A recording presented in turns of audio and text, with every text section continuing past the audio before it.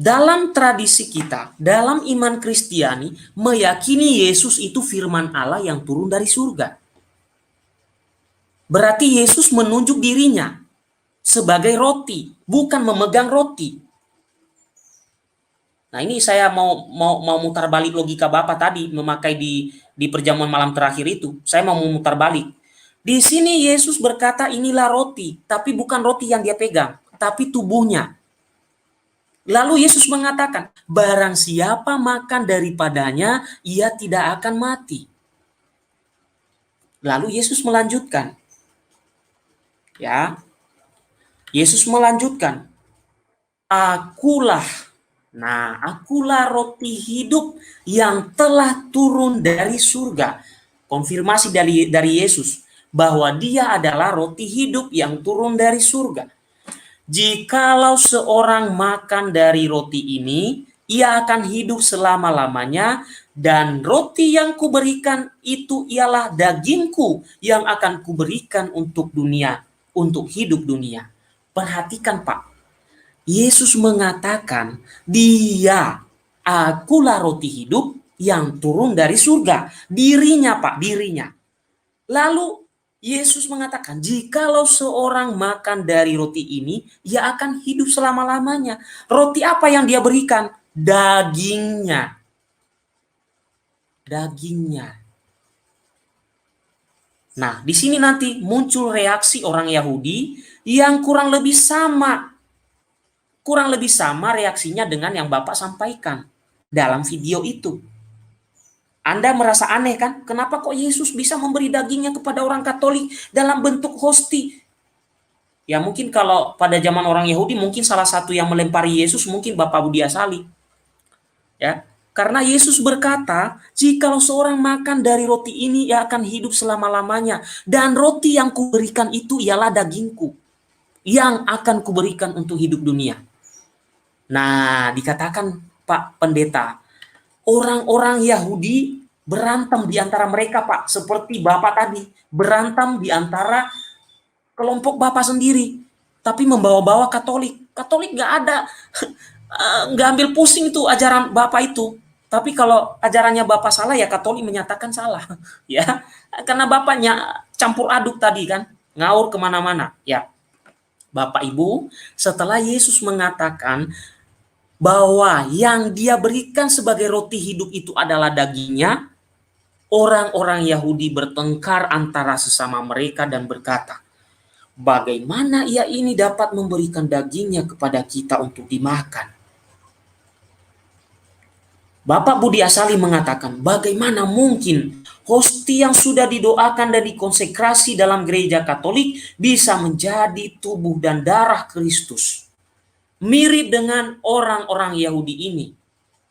Jawaban kepada Bapak Pendeta Budi Asali berasal dari sang guru kita yaitu Yesus. Menjawab Bapak Pendeta Budi Asali yang ragu-ragu tentang apa yang Bapak bahas dalam video itu. Jawaban Yesus apa? Jawabannya ini Pak Pendeta. Ya, jawabannya apa? Maka kata Yesus kepada mereka, aku berkata kepadamu, sesungguhnya jikalau kamu tidak makan daging anak manusia dan minum darahnya, kamu tidak mempunyai hidup di dalam dirimu. Barang siapa makan dagingku dan minum darahku, ia mempunyai hidup yang kekal, dan aku akan membangkitkan dia pada akhir zaman.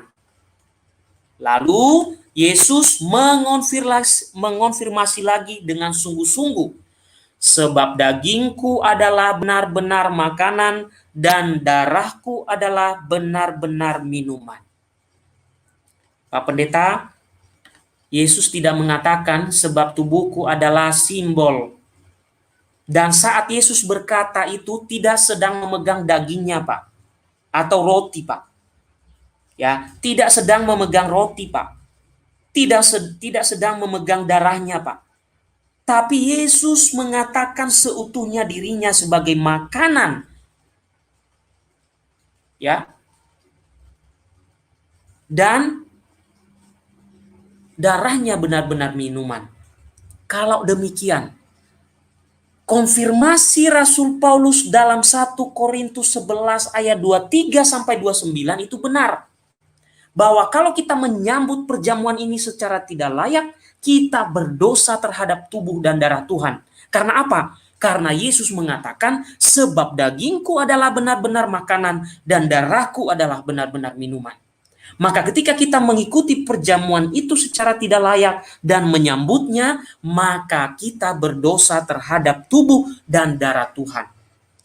Ini hanya bisa terjadi kalau Bapak Budi Asali tidak memotong-motong dan memutilasi kitab suci, tetapi melihatnya dalam satu kesatuan. Tetapi kalau Bapak Pendeta memutilasi kitab suci, seperti tadi Pak terjadinya, akhirnya ngaur kemana-mana, nggak nyambung, jaka sembung bawa golok, nggak nyambung, titik-titik. Ya, Yesus mengatakan, sebab dagingku adalah benar-benar makanan dan darahku adalah benar-benar minuman. Oke, supaya kita tidak penasaran, apa kata Rasul Paulus tadi Bapak Ibu? Kita sampai di sini dulu bagian ini. Apa kata Rasul Paulus tentang memakan roti dan anggur? Coba kita lihat. Ya, kita lihat di atas. Ya, apa kata Rasul Paulus pada bagian terakhir suratnya? Ya, supaya saya tidak dikatakan mengarang-arang. Saya berkata padanya saja. Ya, ini kata Rasul Paulus Bapak Budi Asali. Kata Rasul Paulus, barang siapa menyambut secara tidak layak, ia berdosa terhadap tubuh dan darah Tuhan. Tidak ada kata simbol, Pak. Lalu, barang siapa tidak mengakui tubuh Tuhan, ia mendatangkan hukuman atas dirinya, Pak. Dan konfirmasi ini ternyata sudah ada di dalam Injil Yohanes. Selain di dalam Injil Sinoptik yang tadi saya sudah sampaikan. Yesus mengatakan di sini bahwa memang ya, dagingku adalah benar-benar makanan dan darahku adalah benar-benar minuman. Bapak Budi Asali hanya menemukan di dalam Ekaristi di mana kami mengajarkan transubstansiasi bahwa roti dan anggur sungguh-sungguh substansi roti dan anggur itu berubah menjadi tubuh dan darah Kristus. Memang Anda melihat itu anggur, Anda melihat itu roti, tetapi substansinya berubah menjadi sungguh-sungguh tubuh dan darah Kristus. Kalau nanti ada yang salah di bagian itu, tolong diberitahu kepada saya, Bapak Ibu. Di sini Yesus mengatakan dan dikonfirmasi oleh Rasul Paulus di dalam suratnya. Lalu Yesus mengatakan, barang siapa makan dagingku dan minum darahku, ia tinggal di dalam aku dan aku di dalam dia. Saya percepat Bapak Ibu, sama seperti Bapa yang hidup mengutus aku dan aku hidup oleh Bapa, demikian juga barang siapa yang memakan aku akan hidup oleh aku. Inilah roti yang telah turun dari surga, bukan roti seperti yang dimakan nenek moyangmu dan mereka telah mati. Barang siapa makan roti ini, ia akan hidup selama-lamanya. Jaminannya apa, Bapak Pendeta? Barang siapa makan roti ini, ia akan hidup selama-lamanya. Ya. Sampai di sini teori dari Bapak Budi Asali ngaur sampai di sini. Ya, ngaur sampai di sini. Belum saya lanjutkan video Bapak yang tadi, saya sudah bantah.